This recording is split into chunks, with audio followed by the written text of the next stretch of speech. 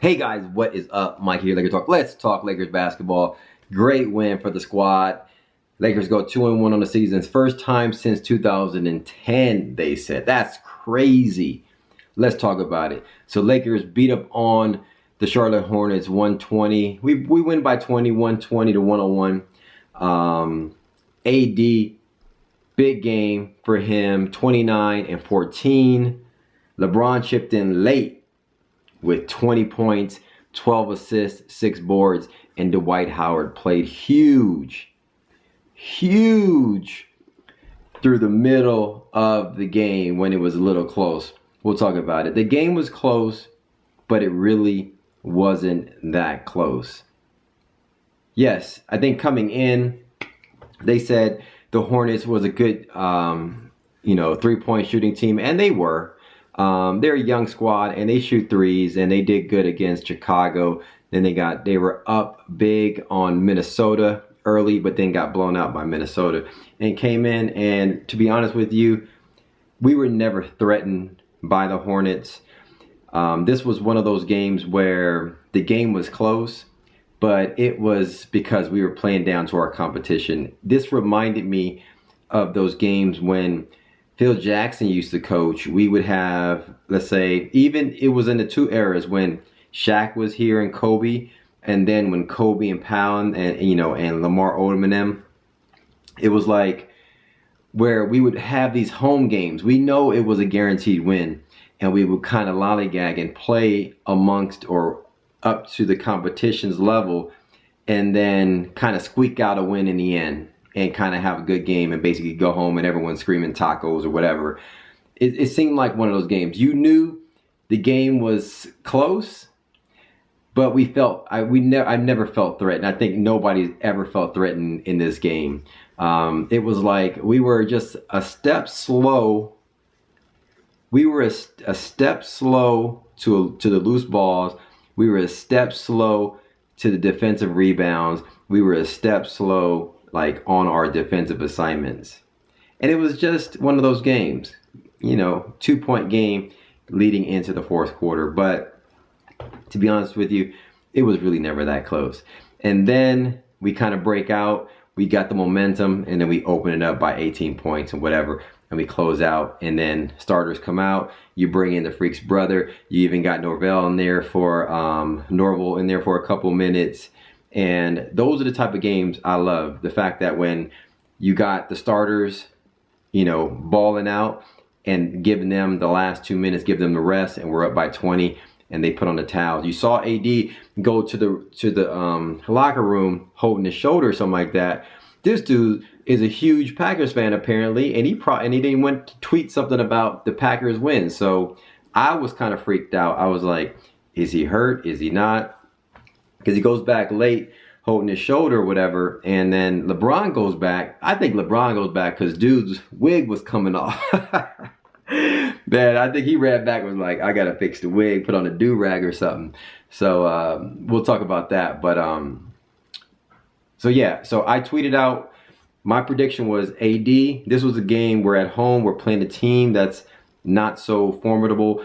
This would be a chance for AD to get off. He ended with 29, 14, and 3 blocks.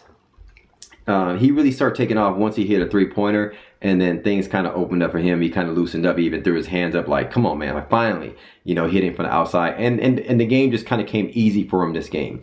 Showed up on the defensive end even when the game was close, and did his thing. I threw out a tweet early before the game, like my prediction was AD was gonna, go off this game, and he did. I thought he would get around 37, the way he was starting, but it looked like for the middle part we kind of really didn't need him to really, we weren't really feeding him as much.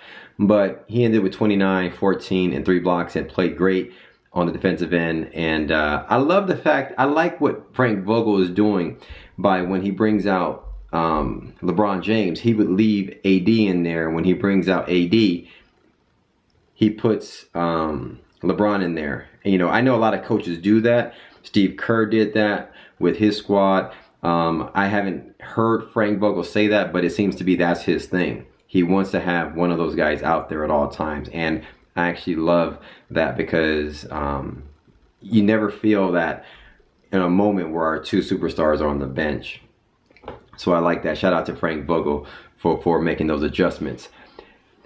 And then I love the fact that he makes the adjustments, and I like JaVale starting, but then Dwight Howard seems to be this guy that's going to be the guy to play middle of the pack for us in terms of middle of the game for us.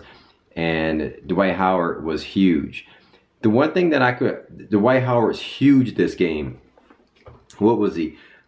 He was 8 for 8 from the field, and he was 16 points, 10 rebounds, 4 blocks, getting the crowd into it.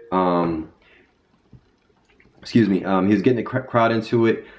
It kind of put a smile on my face to see a guy that I mean, such a professional at this stage in his career. A guy that we didn't like at one point because he dogged us when he was at his superstar. You know, we thought we were going to sign him. We put up the billboards, and he didn't. You know, he didn't want to play with Kobe or what have you. A guy that was a superstar, coming out of high school, took his team to, you know, beat LeBron James and them, like when he was with Orlando, had shooters around him. Really, like, you know, played tough in the Eastern Conference Finals for many years. Took his team to the finals. We beat him. Was all defensive player for multiple years, getting $25 million a year, $20+ million a year. And then you got a guy that comes in this year, humble himself, take a non-guaranteed contract, and accept his role off the bench. It's one of those things where you want a Carmelo Anthony to kind of accept that type of, you want him to have that type of behavior.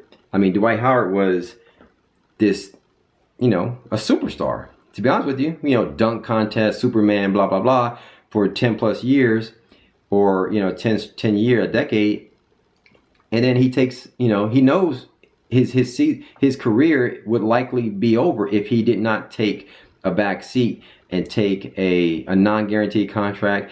And the dude just humbled himself and now comes to a city that hated him, that hated this dude, despised this dude, and is trying to redeem himself for the historic sort of, like, you know, thing that's gone on with him and the Lakers and stuff like that.